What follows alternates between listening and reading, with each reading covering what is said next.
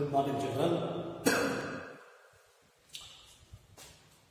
All of you know that the freedom fight in India, it's going on many years. So many members or persons who are engaged in the freedom struggle for the independence of our country. So many women also participate in the freedom struggle. One of the most famous freedom fighter in India. Today we shall discuss about the freedom fighter, that is none other than Aruna Asaf Ali. It is given to your supplementary reading, the first lesson for the supplementary reading for 9th standard student. Before start this lesson, you must watch the video of the Aruna Asaf Ali's biographies. Okay, children. Now watch the video of Aruna Asaf Ali.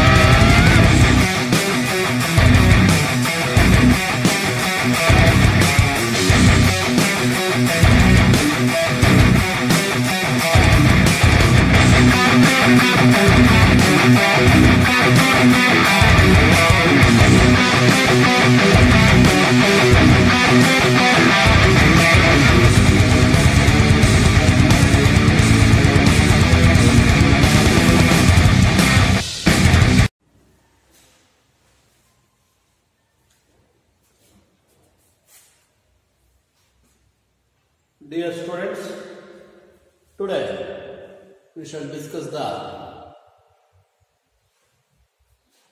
freedom fighter woman, a fiery lady, woman or fiery lady or fiery woman. She was fight against the British rulers for the independence of our country. Aruna Asaf Ali, she was a fiery leader or fiery lady. How did she fight against the British ruler for the independence?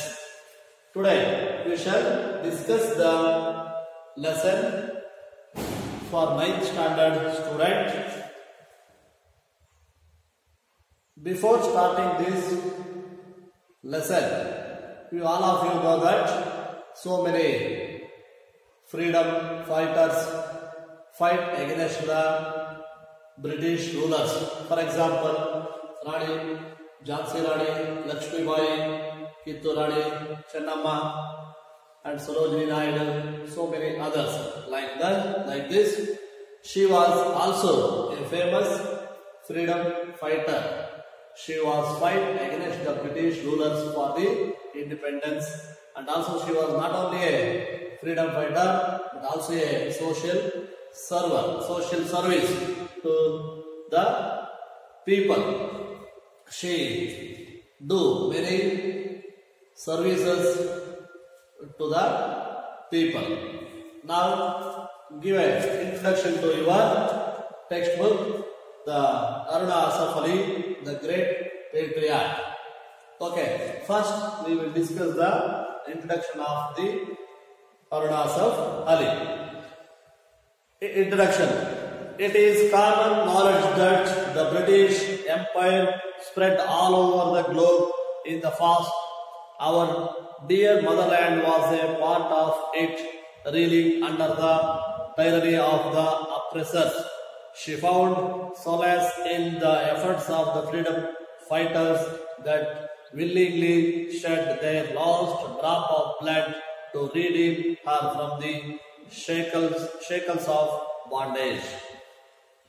One such luminary was Aruna Asaf Ali, the famous freedom fighter and the champion of the cause of women. In this introduction, given a wonderful introduction to the Aruna Asaf Ali, it is common knowledge. ನಮ್ಗೆಲ್ಲರಿಗೂ ಕೂಡ ಗೊತ್ತಿರುವ ಹಾಗೆ ನಮ್ಮೆಲ್ಲರಿಗೂ ತಿಳಿದಿದೆ. All over the world, ruled by the Britishers. British government. One of the India, our country, was also ruled by the British rulers. So many years. British have spread all over the globe in the past. Our dear motherland was a part of it. ನಮ್ಮ ದೇಶನೂ ಕೂಡ ಅದೇ ರೀತಿಯ ಅವರ ಆಡಳಿತದ ಭಾಗವಾಗಿತ್ತು. Really under the tyranny of the oppressors, ಇವರ ಶೋಷಣೆಗೆ ನಮ್ಮನ್ನ ಶೋಷಣೆಯನ್ನ ಮಾಡ್ತಾ ಇದ್ರು. ನಮ್ಮ ಮೇಲೆ ಹೆಚ್ಚು ತೆರಿಗೆಯನ್ನು ವಿಧಿಸ್ತಾ ಇದ್ರು, ಹೆಚ್ಚು ಕ್ರೂರವಾದ ಶಿಕ್ಷೆಯನ್ನು ಕೊಡ್ತಾ ಇದ್ರು. ನಮ್ಮನ್ನು ಬಹಳಷ್ಟು ಆರ್ಥಿಕವಾಗಿ, ಸಾಮಾಜಿಕವಾಗಿ, ರಾಜಕೀಯವಾಗಿ, ಧಾರ್ಮಿಕವಾಗಿ ನಮ್ಮನ್ನ ಶೋಷಣೆಯನ್ನು ಮಾಡ್ತಾ ಇದ್ರು. She found solace in the efforts of the freedom fighters that willingly shed their last drop of blood to redeem her from the shackles of bondage. ಅವರ ಸಂಕೋಲೆಯಿಂದ, ಅವರ ಬಂಧನದಿಂದ, ನಾವು ಕಪಿಮುಷ್ಟಿಯಲ್ಲಿ ಇದ್ವಿ, ಅವರು ಕಪಿಮುಷ್ಟಿಯಲ್ಲಿ, ಅವರಿಂದ ಬಿಡಿಸ್ಕೊಳ್ಳೋದಕ್ಕೆ, ಅಂದ್ರೆ ಅವರ ಸರ್ವಾಧಿಕಾರದಿಂದ ಬಿಡಿಸ್ಕೊಂಡು ನಮ್ಮನ್ನು ನಾವೇ ಆಳ್ವಿಕೆ ಮಾಡ್ಕೊಳ್ಳೋದು, ಸ್ವಾತಂತ್ರ್ಯವನ್ನ ಪಡೆಯೋದಕ್ಕೆ ಅನೇಕ ಜನ ಮಹನೀಯರು ತಮ್ಮ ರಕ್ತವನ್ನೇ ಹರಿಸಿದ್ದಾರೆ, ಅನೇಕ ಜನ ಪ್ರಾಣವನ್ನ ಬಿಟ್ಟಿದ್ದಾರೆ. All of you know that how the Indians were fight against the British rulers. At the time of freedom fighting, so many people or so many members, so many persons lost their lives for the independence. ಅನೇಕ ಜನ, ಸಾವಿರಾರು ಜನ ತಮ್ಮ ಪ್ರಾಣವನ್ನೇ ಕಳ್ಕೊಂಡಿದ್ದಾರೆ.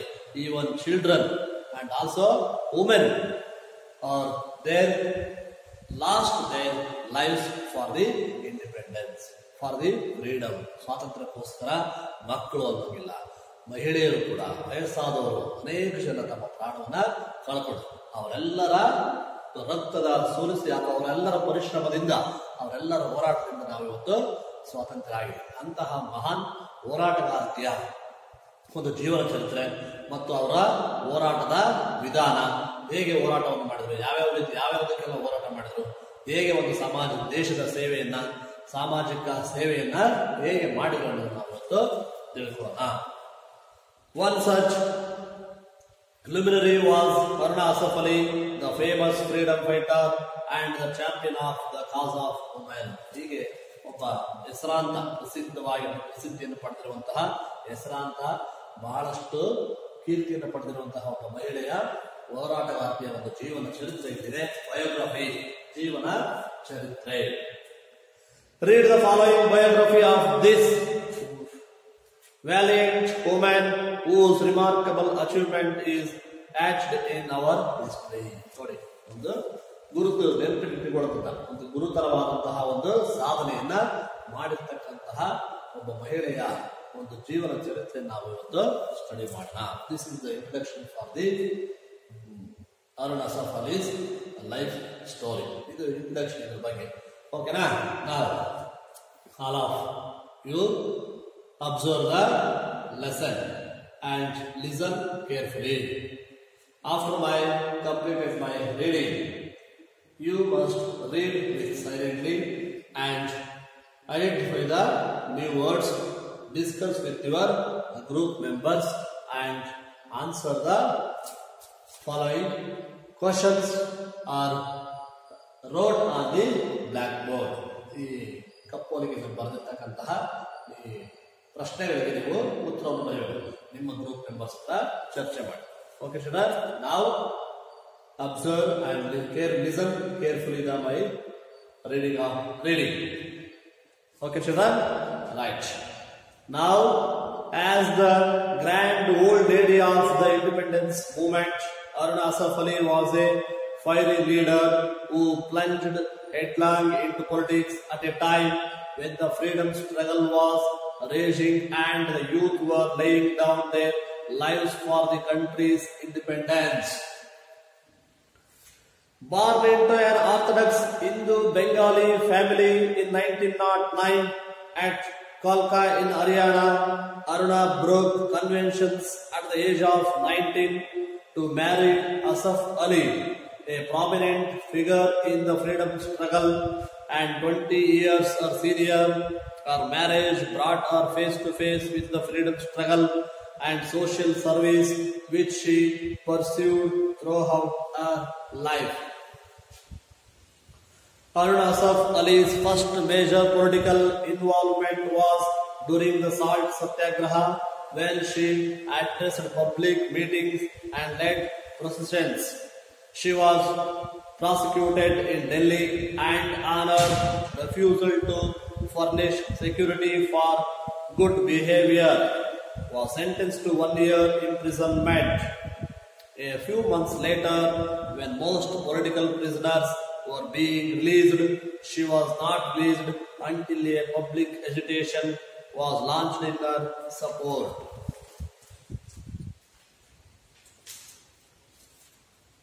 In 1932, she was again arrested and put in Delhi jail, where she went on a hunger strike to protest against the callous treatment of political prisoners.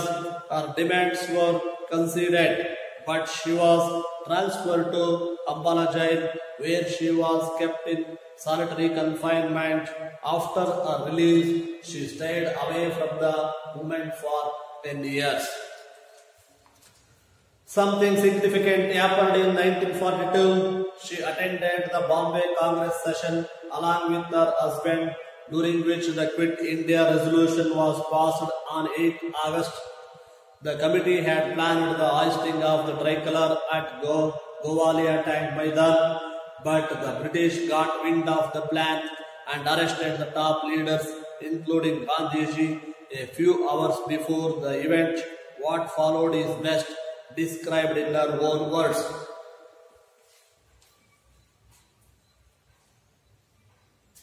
Dear students, I think all of you listen my reading.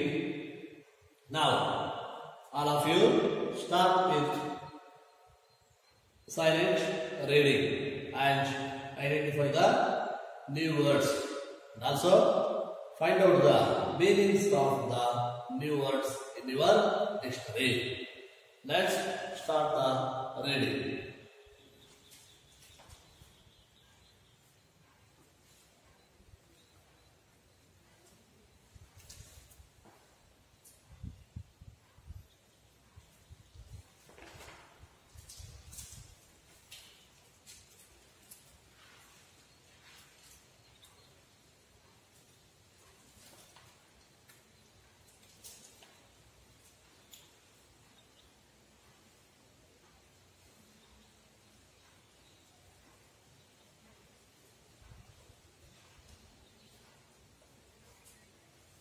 Okay, sir.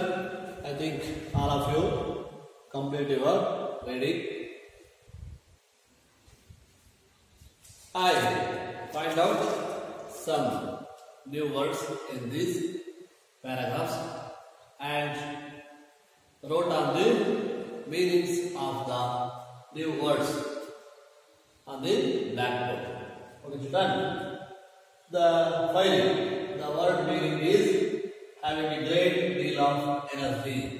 ತುಂಬಾ ಅಂದ್ರೆ ತಮ್ಮೆಲ್ಲ ಶಕ್ತಿಯನ್ನ ತುಂಬಾ ಧೀರ ಮಹಿಳೆ ಆ ಥರ ಧೀರ ಮಹಿಳೆ ನಾವು rising filled with anger. It's very angry, ತುಂಬಾ ಕೋಪದಿಂದ. ಬಹಳಷ್ಟು ಜನ ಆ ಸಮಯದಲ್ಲಿ ತುಂಬಾ ಕೋಪದಿಂದ ಬ್ರಿಟಿಷ್ ವಿರುದ್ಧ ಹೋರಾಟವನ್ನ ಮಾಡ್ತಾ ಇದ್ರು. ಕೆಲಾಸ್ ವೆರಿ ಕ್ರೂಯಲ್, ತುಂಬಾ ಕ್ರೂರ. ಕೆಲಾಸ್ ಅಂದ್ರೆ ವೆರಿ ಕ್ರೂಯಲ್, ತುಂಬಾ ಕ್ರೂರತನದಿಂದ. Got wind of, got the clue an idea ಅಂದ್ರೆ ಈ ಒಂದು ಸೂಚನೆ, ಒಂದು ಗಾಳಿ, ಒಂದು ಏನೋ ಸುದ್ದಿ ಬರ್ತಾ ಇರುತ್ತೆ ನೋಡಿ. ಓ ಈಗ ಮಾಡ್ತಾ ಇರುವಂತೆ ಅವನಿಗೆ ಎಲ್ಲಿನೋ ಆಗಿದಂತೆ, ನಾಳೆಯಿಂದ ಶಾಲೆಗಳು ನೆಕ್ಸ್ಟ್ ಆಗಸ್ಟ್ ಅಥವಾ ಡಿಸೆಂಬರ್ ಫಸ್ಟ್ ವೀಕ್ ಇಂದ ಶಾಲೆ ಪ್ರಾರಂಭ ಮಾಡ್ತಾರಂತೆ. ಬಟ್ ನಾಟ್ ಡೆಫಿನೆಟ್, ಏನೋ ಒಂದು ಪ್ಲಾನ್ ಮಾಡಿದ್ದಾರೆ. ಇಲ್ಲಿ ಆ ರೀತಿ ಒಂದು ಏನೋ ಸುಳಿವು ಸಿಕ್ಕಿರುತ್ತೆ. ಆ ಸುಳಿವು ಸಿಕ್ಕಿರೋದಕ್ಕೆ ನಾವು ಗಾಟ್ ಪಿಂಡ್ ಆಫ್ ಅಂತೇಳಿ ಕರಿತೀವಿ. ಹೀಗೆ ಇನ್ನೂ ಅನೇಕ ಹೊಸ ಪದಗಳಿವೆ, ಡಿಫಿಕಲ್ಟ್ ವರ್ಡ್ಸ್ ಇದೆ. ಅವುಗಳನ್ನ ನೋಡಿ ಗುರುಸ್ಬಿಟ್ಟು ಅರ್ಥಗಳನ್ನು ಬರ್ಕೊಡಿ. Write on your notebook. Okay, now discuss the paragraph. Known as the Grand Old Lady of the Independence Movement. She was well known, or she was famous. And also she was called as a Grand Old Lady of the Independence Movement. Independence Movement ಅಲ್ಲಿ ಇರ್ತಕ್ಕಂಥ ಒಬ್ಬ grand old lady ಅಂತ. ಈಗ ಉದಾಹರಣೆ ನಾವು father of our nation ಅಂತ ಕರೀತಾರೆ ಮಹಾತ್ಮ ಗಾಂಧಿ. ಹಾಗೆ ಇವ್ರನ್ನ grand old lady of the independence movement, ಸ್ವಾತಂತ್ರ್ಯ ಚಳವಳಿಯಲ್ಲಿ ಸಂದರ್ಭದಲ್ಲಿರ್ತಕ್ಕಂಥ ಒಬ್ಬ ಧೀರ ಮಹಿಳೆ ಅಂತೇಳಿ ಇವ್ರನ್ನ ಕರೀತಾ ಇದ್ರು. Haruna Asaf Ali was a fiery leader who plunged headlong into politics at a time when the freedom struggle was raging and the youth were laying down their lives for the country's independence. A fiery leader, ಒಬ್ಬ ಧೀರ ಹೋರಾಟಗಾರ್ತಿ, leader, ನಾಯಕ. Who plunged means drive, rush ಅಂದ್ರೆ ಮುನ್ನುಗ್ಗೋದು. ಯಾವುದೇ ರೀತಿಯ ಭಯ ಇದ್ದರೆ ಮುನ್ನುಗ್ಗತಕ್ಕಂತಹ, ಮುಂದೆ ಹೋಗ್ತಕ್ಕಂತಹ ಒಂದು ಗುಣ ಇರ್ತಕ್ಕಂಥ. Headlong into politics at a time ಅಂದ್ರೆ ಇವರು ರಾಜಕೀಯವನ್ನ ಪ್ರವೇಶಿಸಿದ್ದಾರೆ. ಯಾರು? ಅರುಣಾ ಅಸಫ್ ಅಲಿ ರಾಜಕೀಯವನ್ನ ಪ್ರವೇಶವನ್ನ ಮಾಡಿದಾಗ, politics at a time when the freedom struggle was raging and the youth were laying down their lives for country's independence ಅಂದ್ರೆ ಉಗ್ರ ಕೋಪ, ತುಂಬಾ ಕೋಪದಿಂದ ಅಂದ್ರೆ ಉಗ್ರ ರೂಪವನ್ನು ತಾಳ್ಕೊಂಡಿತ್ತು. ಯಾರು? ಅರುಣಾ ಅಸಫ್ ಅಲಿ ಎಂಟರ್ ಆದಾಗ, ರಾಜಕೀಯವನ್ನು ಪ್ರವೇಶ ಮಾಡಿದಾಗ ಉಗ್ರ ಸ್ವರೂಪವನ್ನ ಪಡ್ಕೊಂಡಿತ್ತು ನಮ್ಮ ಸ್ವಾತಂತ್ರ್ಯ ಹೋರಾಟ. ದೇಶದಲ್ಲಿರ್ತಕ್ಕಂಥ ಎಲ್ಲ ಯುವಕರು ಕೂಡ ತುಂಬಾ ಕೋಪದಿಂದ ಬ್ರಿಟಿಷ್ ವಿರುದ್ಧ ಹೋರಾಟವನ್ನು ಮಾಡ್ತಾ ಇದ್ರು. ಅಂತಹ ಸಮಯದಲ್ಲಿ ಇವರು ಕೂಡ ರಾಜಕೀಯಕ್ಕೆ ಧುಮುಕಿದ್ರು, ಹೋರಾಟಕ್ಕೆ ಧುಮುಕಿದ್ರು. She was born into an Orthodox Hindu Bengali family. Orthodox means a custom, ಸಂಪ್ರದಾಯಸ್ಥ ಕುಟುಂಬದಲ್ಲಿ, ಅಂದ್ರೆ Bengali Hindu Bengali family in 1909 at ಕಾಲ್ಕಾ ಇನ್ ಹರಿಯಾಣ. ಹರಿಯಾಣ ರಾಜ್ಯದ ಕಾಲ್ಕಾ ಎಂಬತಕ್ಕಂಥ ಊರಲ್ಲಿ 1909ರಲ್ಲಿ ಹಿಂದೂ ಸಂಪ್ರದಾಯಸ್ಥ ಹಿಂದೂ ಕುಟುಂಬದಲ್ಲಿ ಹುಟ್ಟುತ್ತಾರೆ. Haruna broke conventions at the age of 19. Haruna Asaf Ali was broke conventions. That means customs, ಸಂಪ್ರದಾಯಗಳು, ರೂಢಿಗಳು, ನಾವು ಅನುಸರಿಸಿಕೊಂಡಂತಹ ಆಚರಣೆಗಳು, ಅವುಗಳನ್ನ ಬ್ರೇಕ್ ಅಂದ್ರೆ ಮುರಿದು ಬಿಟ್ರು. Broke convention at the age of 19 to marry Asaf Ali. Hindu ಮಹಿಳೆ ಆದ್ರೆ ಅವರು ಮುಸ್ಲಿಂ ವ್ಯಕ್ತಿಯನ್ನ ಮದುವೆ ಆಗೋದ್ರ ಮೂಲಕ ಅವರ ಹಿಂದೂ ಧರ್ಮದ ಒಂದು ಸಂಪ್ರದಾಯವನ್ನು ಮುರಿದ್ರು ಅಂತ ಹೇಳಿ ಹೇಳ್ತಾರೆ. 19ನೇ ವರ್ಷ. A prominent figure in the freedom struggle and 20 years her senior. Asaf Ali was also a prominent or a leader, a important leader, a popular leader. ಅಂದ್ರೆ ಅವರು ಒಬ್ಬ ಜನಪ್ರಿಯ ನಾಯಕರಾಗಿದ್ರು. ಯಾವ್ದ್ರಲ್ಲಿ? ಫ್ರೀಡಮ್ ಫೈಟ್ ಅಂದ್ರೆ ಸ್ವಾತಂತ್ರ್ಯ ಹೋರಾಟದಲ್ಲಿ ಅವರು ಕೂಡ ಒಬ್ಬ ನಾಯಕರಾಗಿದ್ರು. ಅಂತವರನ್ನೇ ಒಬ್ಬ ಸ್ವಾತಂತ್ರ್ಯ ಹೋರಾಟಗಾರನನ್ನೇ ಮದುವೆ ಆಗ್ತಾರೆ. ಈ ವಾಸ್ 20 years ಸೀನಿಯರ್, 20 ವರ್ಷ ಅವ್ರಿಗಿಂತ ದೊಡ್ಡವರು, ಆದ್ರೂ ಕೂಡ ಅವರನ್ನೇ ಅವರು ಮದುವೆ ಆಗ್ತಾರೆ. ಹರ್ marriage brought her face to face with the freedom struggle and social service. Marriage ಆದ್ರೂ ಕೂಡ ಅವರು ಸ್ವಾತಂತ್ರ್ಯ ಹೋರಾಟವನ್ನ ಕಂಟಿನ್ಯೂ ಮಾಡ್ತಾರೆ. ಹಾಗೆ ಸೋಷಿಯಲ್ ಸರ್ವಿಸ್ ಅವರಿಬ್ರು ಕೂಡ ಜೊತೆಯಲ್ಲೇ ಯಾರು? ಅಸಫ್ ಅಲಿ ಅಂಡ್ ಆಲ್ಸೋ ಹರಣ ಇಬ್ರು ಕೂಡ ಸ್ವಾತಂತ್ರ್ಯ ಹೋರಾಟವನ್ನು ಜೊತೆಯಲ್ಲಿ ಮಾಡ್ತಾರೆ, ಜೊತೆಗೆ ಸಮಾಜ ಸೇವೆಯನ್ನು ಕೂಡ ಜೊತೆಯಲ್ಲಿ ಮಾಡ್ತಾರೆ. Social service which she pursued throughout our life ಅಂದ್ರೆ ಮುಂದುವರಿಸೋದಿಲ್ಲ ಅವರ ಸಮಾಜ ಸೇವೆ. ಮತ್ತು ಪರ್ಸ್ಯೂಡ್ ಅಂದ್ರೆ to follow, to continue, follow ಅಂದ್ರೆ ಮುಂದಕ್ಕೆ ಹೋದಕ್ಕೆ ಅದು ಮುಂದುವರಿಕೆಗೆ. Pursued throughout our life, ಇಡೀ ಜೀವನ ಪೂರ್ತಿ ಅವರು ಇದೇ ರೀತಿಯ ಒಂದು ಹೋರಾಟವನ್ನ ಮುಂದುವರಿಸಿಕೊಂಡ್ರು. ಅದಕ್ಕೆ ಸಾಥನ್ನು ಕೂಡ ಅವರು ಅಸಫ್ ಅಲಿ ಅವರು ಕೊಡ್ತಾರೆ. ಇಬ್ರು ಕೂಡ ಮುಂದುವರಿಸಿಕೊಂಡು ಹೋಗ್ತಾರೆ. When she was entered, Haruna Asaf Ali's first major political involvement was during the Salt Satyagraha, when she addressed public meetings and led processions. The first involvement, ಮೊದಲನೇ ಒಂದು ಪ್ರಯತ್ನದಲ್ಲಿ ಭಾಗವಹಿಸಿದ್ರು ಯಾರು? ಅರುಣಾ. ಯಾವಾಗ? Involvement was during the Salt Satyagraha in 1930. All of you know that in 1930 all over India the movement, Satyagraha movement, Salt Satyagraha movement, it's a very famous, it's called as a Dandi March. ಇಡೀ ದೇಶದಾದ್ಯಂತ ಉಪ್ಪಿನ ಸತ್ಯಾಗ್ರಹ ಅಂತೇಳಿ ಆ ಉಪ್ಪಿನ ಮೇಲೆ tax ಅನ್ನು ಹಾಕಿರ್ತಾರೆ, ತೆರಿಗೆಯನ್ನ ವಿಧಿಸಿರ್ತಾರೆ. ಅದರ ವಿರುದ್ಧ ಪ್ರತಿಭಟನೆ ನಡೆಯುತ್ತೆ. ಇದು ಒಂದು ತುಂಬಾ ಉಗ್ರ ಹೋರಾಟ ಬ್ರಿಟಿಷ್ ವಿರುದ್ಧ. ಎಲ್ಲ ರಾಜ್ಯಗಳ ಹಳ್ಳಿಯಲ್ಲೂ ಕೂಡ ನಡೆಯುತ್ತೆ. ಅಂತಹ ಸಮಯದಲ್ಲೇ ಇವರು ಪ್ರಥಮ ಬಾರಿಗೆ ಸ್ವಾತಂತ್ರ್ಯ ಹೋರಾಟದಲ್ಲಿ ಭಾಗವಹಿಸಿದ್ರು ಈ ಒಂದು ಸತ್ಯಾಗ್ರಹ ಸಮಯದಲ್ಲಿ. When she addressed public meetings and led processions, ಆಗ ಅವರು ಸಾರ್ವಜನಿಕವಾಗಿ ಮಾತನಾಡೋದಕ್ಕೆ, ಸ್ಪೀಚ್ ಭಾಷಣವನ್ನು ಮಾಡೋದಕ್ಕೆ ಪ್ರಾರಂಭ ಮಾಡಿದ್ರು. And led processions, led means lead, lead ಅಂದ್ರೆ ಮುನ್ನಡೆಸೋದು. ಏನನ್ನ? ಪ್ರೊಸೆಷನ್ಸ್, ಪ್ರೊಸೆಷನ್ಸ್ ಅಂದ್ರೆ ಚಳುವಳಿ, ಹೋರಾಟಗಳನ್ನ ಮುನ್ನಡೆಸೋ ನೋಡಿ. ಆವಾಗ ಹೋರಾಟದಲ್ಲಿ ಭಾಗವಹಿಸತಕ್ಕಂತಹ ಮತ್ತು ಹೋರಾಟವನ್ನ ಮುನ್ನಡೆಸತಕ್ಕಂತಹ ಒಂದು ಕೆಲಸಕ್ಕೆ ಇವರನ್ನ ಪ್ರಾರಂಭವನ್ನ ಮಾಡಿದ್ರು. She was prosecuted in Delhi and on her refusal to furnish security for good behavior. ನೋಡಿ, ಈಗ ಈ ಒಂದು ಚಟುವಟಿಕೆಯಲ್ಲಿ, ರಾಜಕೀಯ ಚಟುವಟಿಕೆ ಸತ್ಯಾಗ್ರಹದಲ್ಲಿ ಭಾಗವಹಿಸಿದ್ರಿಂದ ಅವ್ರನ್ನ ಏನ್ ಮಾಡ್ತಾರೆ? ಅರೆಸ್ಟ್ ಮಾಡ್ತಾರೆ. ಅರೆಸ್ಟ್ ಮಾಡಿಬಿಟ್ಟು ಅವರಿಗೆ ಜೈಲು ಶಿಕ್ಷೆಯನ್ನು ಕೂಡ ಕೊಡ್ತಾ ಇದ್ದಾರೆ, ವಿಧಿಸ್ತಾ ಇದ್ದಾರೆ. furnish security for good behavior was sentenced to 1 year imprisonment. 1 ವರ್ಷ ಅವರಿಗೆ ಜೈಲು ಶಿಕ್ಷೆ ವಿಧಿಸಿ ಜೈಲಿಗೆ ಕಳಿಸ್ತಾ ಇದ್ದಾರೆ. ಯಾವುದಕ್ಕೋಸ್ಕರ? ಉಪ್ಪಿನ ಸತ್ಯಾಗ್ರಹದಲ್ಲಿ ಭಾಗವಹಿಸಿದ್ರಿಂದ ಇದನ್ನ ಕಾರಣವಾಗಿಟ್ಕೊಂಡು 1 ವರ್ಷ ಅವರಿಗೆ ಜೈಲು ಶಿಕ್ಷೆ ಆಗುತ್ತೆ, ಜೈಲಿಗೆ ಕಳಿಸ್ಕೊಡ್ತಾರೆ. ನೋಡಿ ಜೈಲು ಶಿಕ್ಷೆ.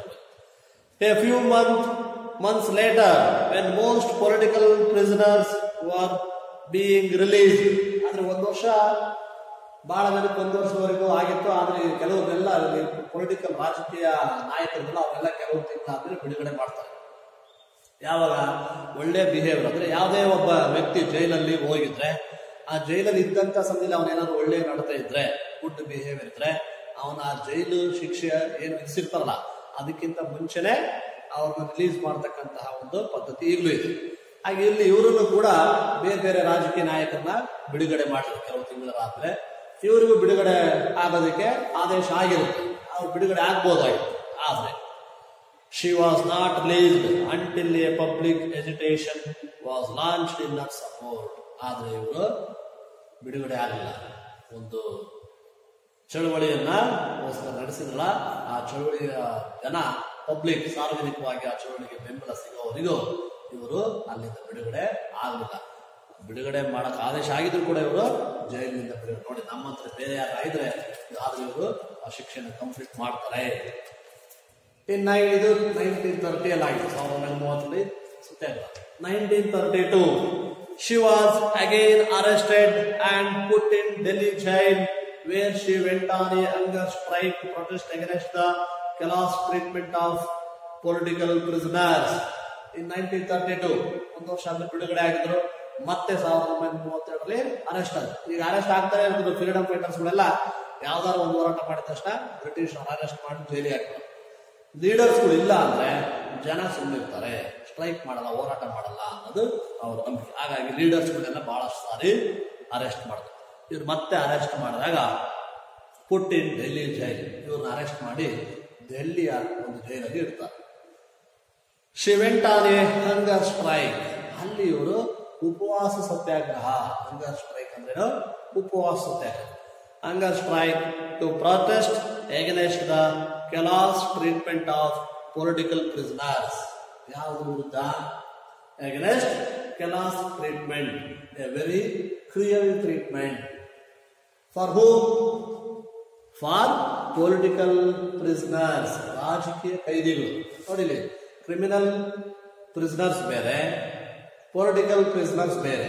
Criminal prisoners or theft prisoners ಬೇರೆ, ಅಂದ್ರೆ ಕಳ್ಳತನ ಮಾಡಿ ಕೈದಿಗಳಾಗಿರೋರು.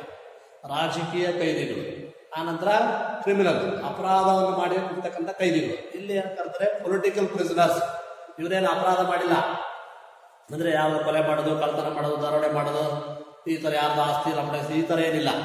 ಇವ್ರೇನ್ ಮಾಡಿದ್ದಾರೆ? ಯಾವ್ದು ದೊಂಬಿ ಗಲಾಟೆ ಈಗಲ್ಲ. ಇವರೇನು? Political prisoners.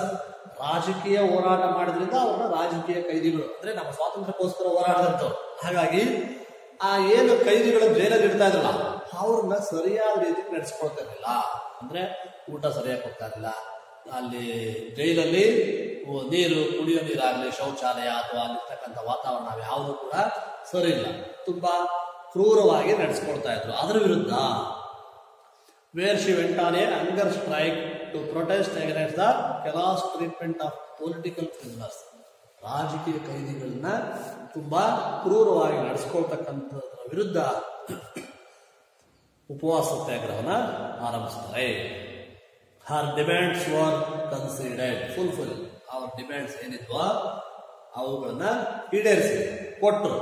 But she was transfer to Ambala jail. ಈ ಡೆಲ್ಲಿ ಜೈಲಿಂದ ಅವ್ರನ್ನೇನ್ ಮಾಡಿದ್ರು? ಬೇರೆ ಇನ್ನೊಂದು ಜೈಲಿಗೆ ಕಳಿಸ್ತಾ ಇದ್ದಾರೆ.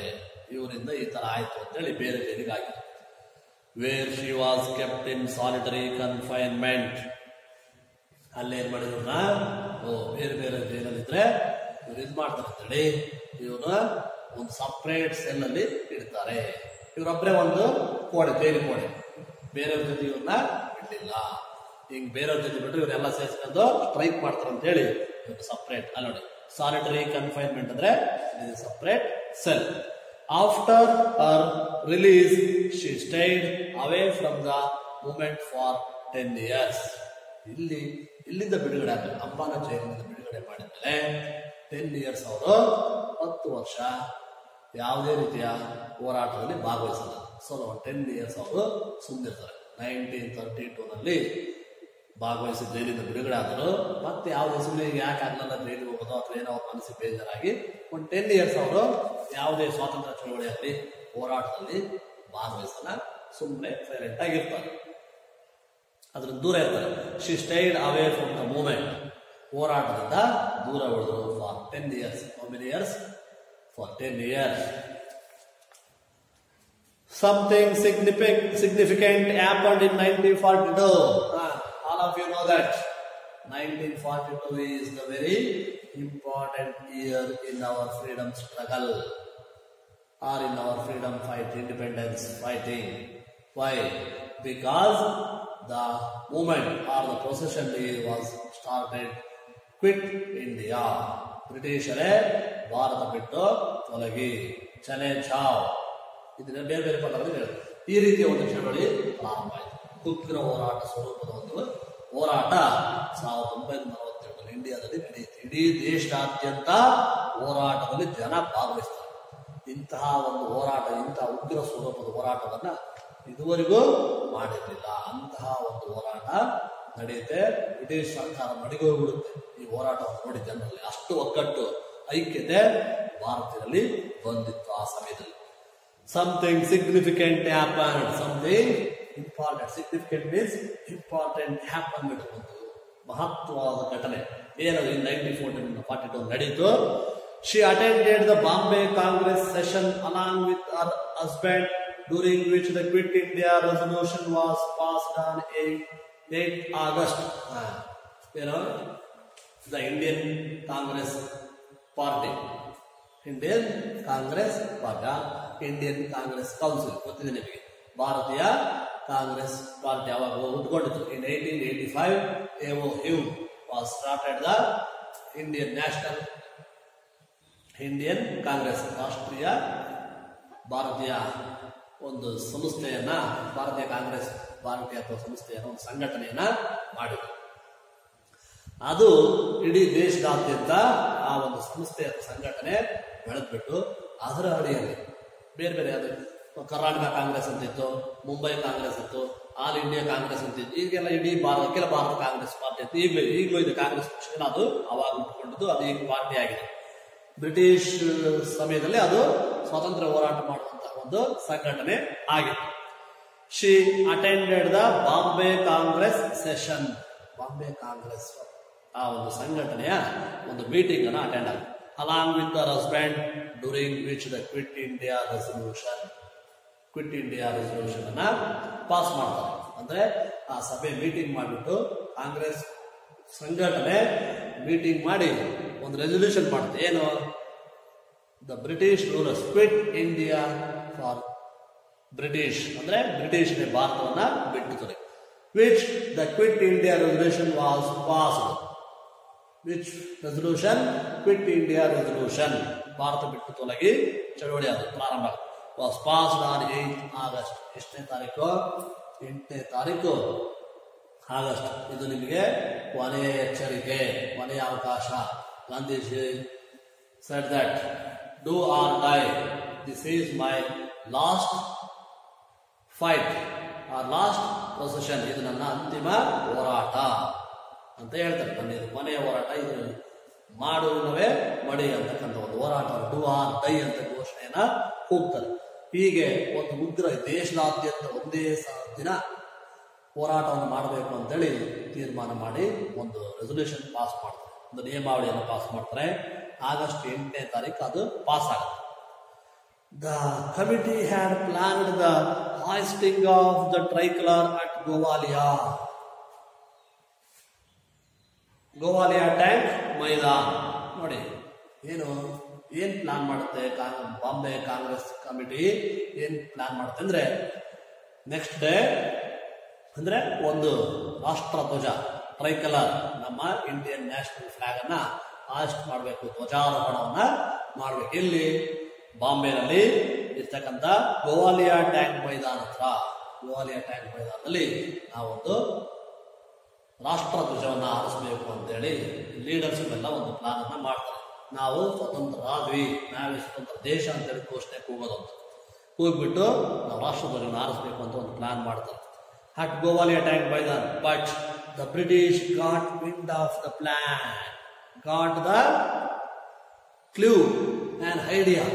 ಈ ಒಂದು ಸುದ್ದಿ, ಈ ಒಂದು ವಿಷಯದ ವಾಸನೆ ಅಥವಾ ಅವರ ಒಂದು ಕುರುಹು ಗೊತ್ತಾಗ್ಬಿಡುತ್ತೆ. ಗೂಢಾಚಾರ ಇರ್ತಲ್ಲ, ಗೊತ್ತಾಗ್ತದೆ. ಕಾಂಗ್ರೆಸ್ ಈ ತರ ಹಿಂಗೆ ಹೋರಾಟ ಮಾಡ್ಬೇಕಂತ ಪ್ಲಾನ್ ಮಾಡಿದೆ ಅಂತೇಳಿ ಬ್ರಿಟಿಷರಿಗೆ ಗೊತ್ತಾಗ್ಬಿಡ್ತಿದೆ. ಇಲ್ಲಿಗೆ ನಾಳೆ ಎಷ್ಟು ಗಂಟೆ, 7 ಗಂಟೆವರೆಗೂ, ನಾಳೆ ಬೆಳಿಗ್ಗೆ 7 ಗಂಟೆಗೆ, 9 ತಾರೀಕು 7 ಗಂಟೆ ಅಥವಾ 8 ಗಂಟೆಗೆ ಗೋವಾಲಿಯಾ ಟ್ಯಾಂಕ್ ಮೈದಾನದಲ್ಲಿ ಎಲ್ಲ ಭಾರತೀಯರೆಲ್ಲರೂ ಕೂಡ ಮತ್ತು ಲೀಡರ್ಸ್ಗಳೆಲ್ಲ ಹೋಗಿ ಗಾಂಧಿ ಅಲ್ಲಿ ಗೋವಾಲಿಯಾ ಟ್ಯಾಂಕ್ ಮೈದಾನದಲ್ಲಿ ಟ್ರೈಕಲರ್ ಅಂದ್ರೆ 3 ಬಣ್ಣದ ರಾಷ್ಟ್ರ ಧ್ವಜವನ್ನ ಹಾರಿಸೋದಕ್ಕೆ ಸಿದ್ಧತೆಯನ್ನು ಮಾಡಿಕೊಂಡಿದ್ದಾರೆ ಅಂತ. British got wind of the plan and arrested the top leaders including Gandhiji a few hours before the event. ನೋಡಿ ಈಗ ಆದ ತಕ್ಷಣ ಗಾಂಧೀಜಿಯನ್ನು ಸೇರಿಸಿಕೊಂಡು ಅನೇಕ ಜನ ಟಾಪ್ ಲೀಡರ್ಸ್, ದೊಡ್ಡ ದೊಡ್ಡ ನಾಯಕರಿದ್ರಲ್ಲ, Nehru, Subhash Chandra Bose, Vallabhbhai Patel, Mahatma Gandhiji, so many others, many top leaders were arrested by the British government. ಇವನ್ನೆಲ್ಲ ಅರೆಸ್ಟ್ ಮಾಡೋದು. ಯಾಕೆ? ಲೀಡರ್ಸ್ ಇಲ್ಲ ಅಂದ್ರೆ ಜನ ಅವಾಗ ಈ ಒಂದು ಚಳವಳಿಯನ್ನ ಮಾಡಲ್ಲ. ಈಗ ದೊಡ್ಡ ದೊಡ್ಡ ನಾಯಕರುಗಳನ್ನೆಲ್ಲ ಅರೆಸ್ಟ್ ಮಾಡಿದ್ರು. Leaders including Gandhiji A few hours before the event. ಇದು ಈ ಘಟನೆ ನೋಡಿ, ನಾಳೆ ಬೆಳಿಗ್ಗೆ 8 ಗಂಟೆಗೆ 7 ಗಂಟೆಗೆ ಅಲ್ಲಿ ಟ್ಯಾಂಕ್ ಮೈದಾನ ಹತ್ರ ಅರೆಸ್ಟಿಂಗ್ ಮಾಡಬೇಕು ಅನ್ನೋದಕ್ಕಿಂತ ಮುಂಚೆನೆ ಬೆಳಗಿನ ಜಾವ 4 ಗಂಟೆ 5 ಗಂಟೆಗೆ ಅವ್ರವ್ರು ಎಲ್ಲೆಲ್ಲಿದ್ರು ಟಾಪ್ ಲೀಡರ್ಸ್ ಅವ್ರ ಮನೆಗೆ ಹೋಗಿ ಅರೆಸ್ಟ್ ಮಾಡಿಬಿಡ್ತಾರೆ. 7 ಗಂಟೆಗೆ ಇವರೆಲ್ಲ ಹೋಗ್ಬೇಕಲ್ಲ, ಅಷ್ಟೊಳಗೆ ಬ್ರಿಟಿಷ್ನವರು ಅರೆಸ್ಟ್ ಮಾಡಿದ್ರು. ಕೆಲವು ಗಂಟೆಗಳಿಗೆ ಮುಂಚೆ what followed is best described in our own words. ಅಲ್ಲಿ ಏನ್ ನಡೀತು, ನೆಕ್ಸ್ಟ್ ಯಾವ ರೀತಿ ಆಯಿತು ಆ ಘಟನೆ, ಅನೌನ್ಸ್ ಆದ್ಮೇಲೆ ಎಲ್ಲ ಟಾಪ್ ಲೀಡರ್ಸ್ ಆದ್ಮೇಲೆ ಏನಾಯ್ತು ಅಂತೇಳಿ ಅವರ ಮಾತುಗಳಲ್ಲಿ ನಾವು ಕೇಳೋಣ. That will be discuss in the next class or tomorrow's class. Okay children, now all of you discuss with these paragraphs in your group members and answer the following questions. Okay children, let's start.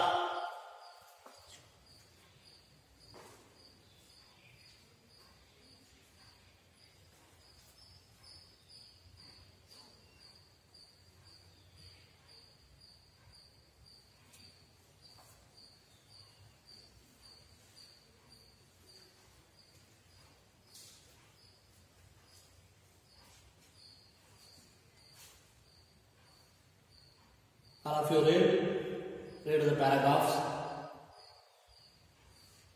and give some other questions. Some other questions to write the answer for those questions also. Answer for those questions also. All of you write down these meaning word, difficult words. Okay. First, you will write these two questions answers in your notebook. First, ನೀವು ಉತ್ತರವನ್ನು ಬರೆಯಿರಿ.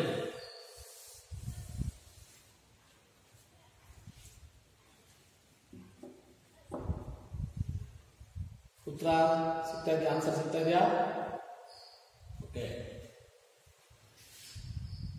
Anybody tell me the answer of that first question? Yes. Where was Aruna born? Aruna was born in where? At ಎಲ್ಲಿದೆ? ಎಲ್ಲಿ ಹೇಳಿ? Correct. Yes. ಕಾಲ್ಕಾ ಇನ್ ಹರಿಯಾಣ. ಎಲ್ಲಿ? ಕಾಲ್ಕಾ ಇನ್ ಹರಿಯಾಣ. ಕಾಲ್ಕಾ ಅಂತಕ್ಕಂಥ ಹಳ್ಳಿ ಹರಿಯಾಣ ರಾಜ್ಯದಲ್ಲಿದೆ. ಅಲ್ಲಿ ಅವರು ಹುಟ್ಟಿದ್ರು. What kind of atmosphere? What kind of atmosphere existed in the country in Aruna entered politics? ನೋಡಿ, ಅವರು ಆ ಮೀನಿಂಗ್ ಹೇಳಿದ್ರೆ ನಿಮಗೆ ಈಸಿಯಾಗಿ ಬರೆಯಿರಿ. ಯಾವ ಒಂದು ಕಂಡೀಷನ್ ಇತ್ತು, ಅವರು ರಾಜಕೀಯದ ಪ್ರವೇಶವನ್ನ ಮಾಡಿದ್ದಾರೆ.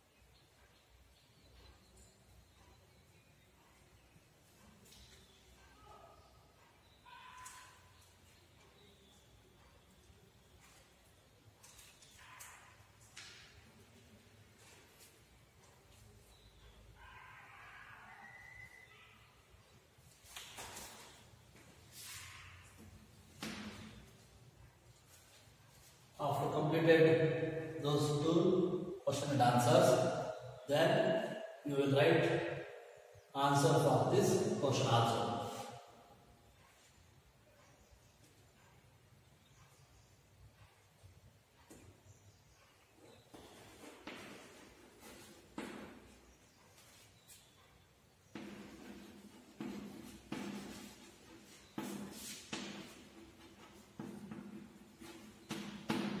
What was the impact of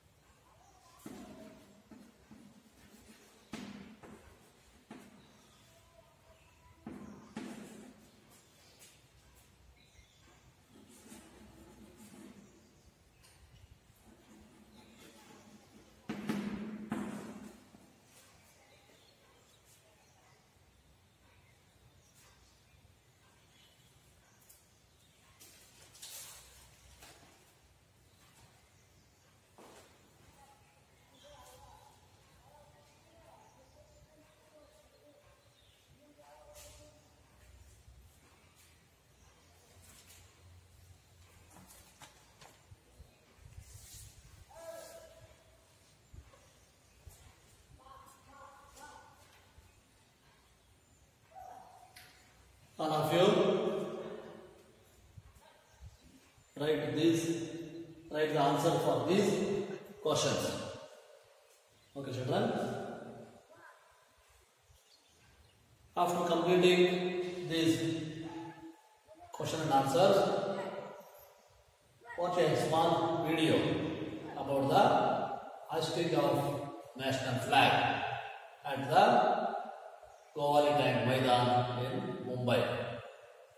ಒಂದು ಸಣ್ಣ ವಿಡಿಯೋ ಇದೆ, ಯಾವುದು ಸಂಬಂಧಪಟ್ಟಿದ್ದು ಗೋವಾಲಿ ಟ್ಯಾಂಕ್ ಮೈದಾನದಲ್ಲಿ ಅವರು ಅರುಣಾಚಲ ಅವರು ಆ ಟ್ಯಾಂಕ್ ಮೈದಾನದ ಹತ್ರ ಒಂದು ರಾಷ್ಟ್ರಧ್ವಜವನ್ನು ಆಚರಣೆ ಮಾಡಿರುವಂತಹ ಆರಿಸಿರುವಂತಹ ಒಂದು ಸ್ಮಾಲ್ ವಿಡಿಯೋ ನೋಡಿ. It is very useful to understand the lesson to you. Okay children, all of you understand these paragraphs very well. Okay, tomorrow we will discuss the remaining part of the lesson. Okay children, okay, thank you very much.